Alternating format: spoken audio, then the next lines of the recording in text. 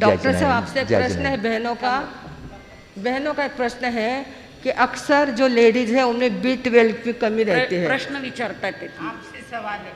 B12 की कमी बहनों में रहती है और डॉक्टर के पास जाते थे इंजेक्शन का कहते हैं या और जो अपने को नहीं कलपता वो खाने के लिए कहते हैं, उसके लिए क्या करना चाहिए? 1 मिनट में आप जो B12 के लिए हमारे बीच में है, ये गलतफहमियाँ डॉक्टर लोगों ने भी तैयार की है।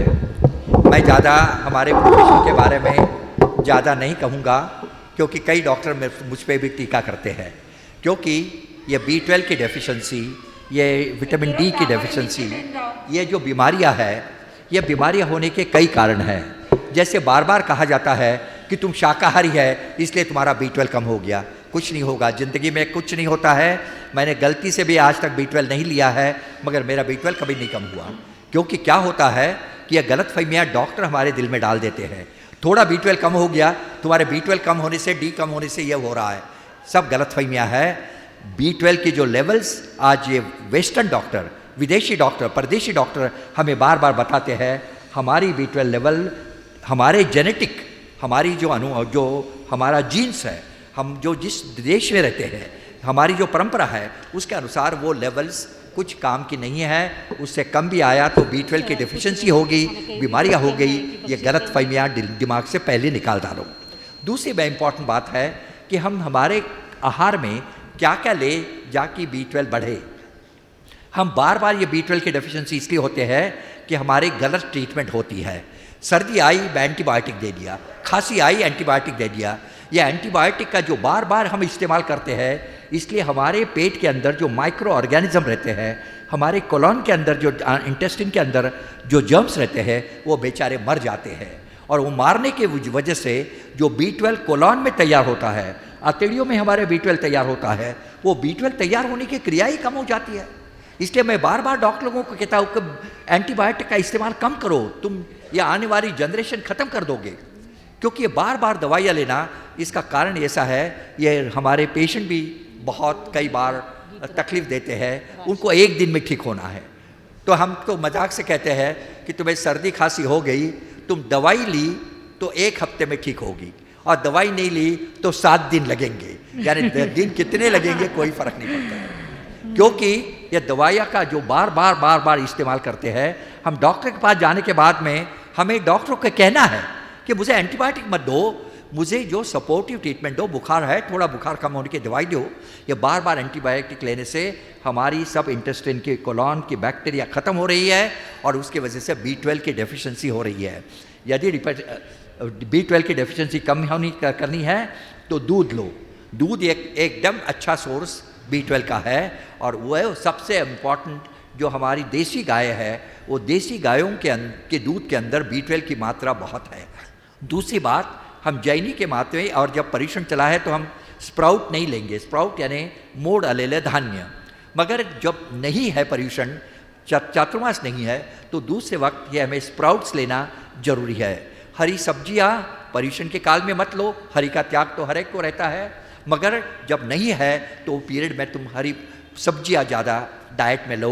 B12 की मात्रा कभी नहीं कम होगी, और B12 की मात्रा कम नहीं करनी है। कम तो एक बात ध्यान रखो, बार बार एंटीबायोटिक का यूज़ मत करो, उसके वजह से ये सब प्रॉब्लम हो रही है। और ये गलतफहमी डॉक्टर आपके दिल में डाल देते हैं कि आपका B12 कम हो गया, आपको इंजेक्शन लेने पड़ेंगे, आपका B12 कम हो गया, आपको नॉनवेज खाना पड़ेगा। आज कई जैन बच्चे, एजुकेटेड जैन बच्चे मुझे फ़ोन करके पूछते हैं कि मेरे डॉक्टर ने मुझे नॉनवेज खाने को बोला है क्योंकि मेरा B12 कम हो गया। मेरा कौन डॉक्टर है, मुझे उसका एड्रेस दे, उसका नंबर दे, मैं उससे बात करता हूँ। और तू मत हाथ लगा नॉनवेज को, क्योंकि ये लगा खाने की कोई चीज़ नहीं है। आज सारे संसार के लोग शाकाहारी हो रहे हैं। आपको आश्चर्य की बात होगी कि अभी पेरिस में ओलंपिक हुआ, आपने सुना होगा, प्रेस में पढ़ा होगा, पेरिस का ओलंपिक इतना बड़ा ओलंपिक हुआ।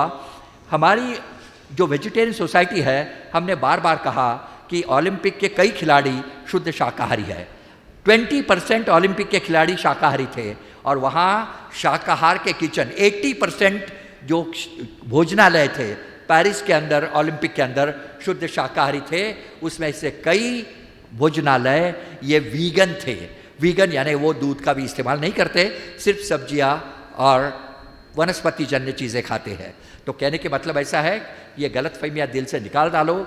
यदि आपको भी डी की डेफिशिएंसी हो रही है, सुबह सुबह सूरज के किरणों में जाओ, सूरज से एक्सपोज करो अपनी बॉडी, ये करो, दूध का इस्तेमाल करो। ये सब बातें गलतफहमियाँ हमारे दिल में बैठ जाती है और तुम्हारा कोई शिकायत लेके तुम डॉक्टर के पास जाते हो, वो B12 चेक करता है, हाँ B12 कम हो गया यानी अब कारण वही है, ऐसा कुछ भी नहीं है। तो ये सब गलतफहमियाँ हमारे दिल से निकाल डालनी चाहिए।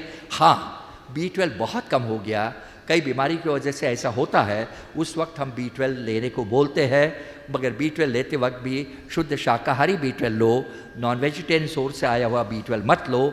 आज वीगन लोग जो विदेश में रहते हैं, आज फ्रांस में, जर्मनी में हजारों वीगन हैं जो नॉन वेज का एक कण भी नहीं लेते, दूध भी नहीं लेते, उनके पास इसकी लिस्ट रहती है। आप वीगन साइट पे जाइए और B12 और विटामिन की कौन कौन सी दवाइयाँ प्योर शाकाहारी है, जिसको ग्रीन मार्क है, वो बता देंगे, आप उसका इस्तेमाल कर सकते हो। मगर ये गलतफहमियाँ हमने दिल से निकाल डालनी चाहिए।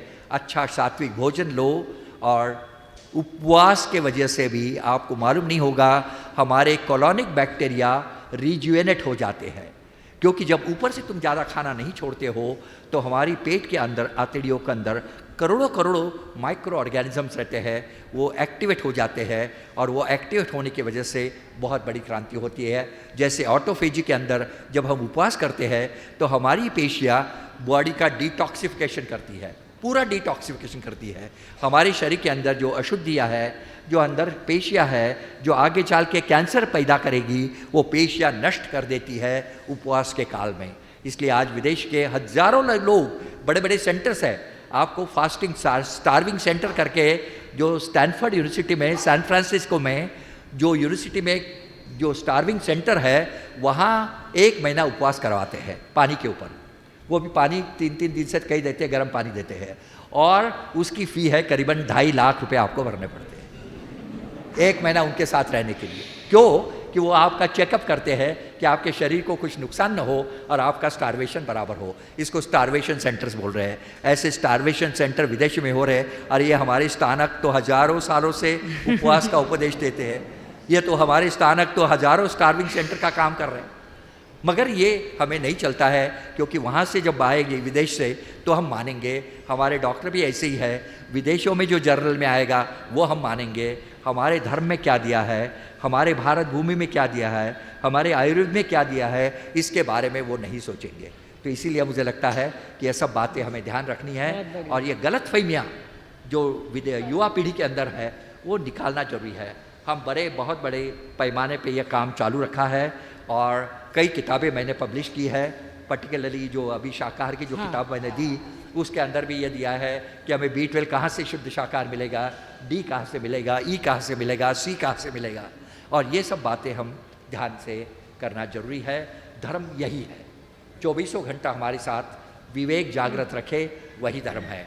खाते वक्त विवेक जागृत है, पानी पीते वक्त विवेक जागृत है, चलते वक्त विवेक जागृत है। आपको मालूम नहीं होगा, मेरे पिताजी कहते थे नीचे देख के चलना, बचपन से आदत है हमको।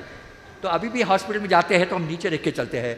मेरे विद्यार्थी बोलते हैं, मेरे स्टूडेंट बोलते हैं, सर तुम्ही खाली पाहून का चालता?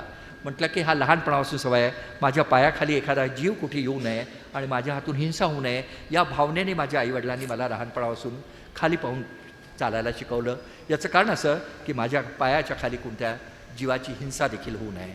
तो ये छोटी छोटी बातें हैं, मगर ये छोटी छोटी बातें जीवन में आपका जीवन शैली बन जाती है, तो आपका जीवन आनंदमय हो जाता है, सुखमय हो जाता है। हर्ष हर्ष हर्ष हर्ष।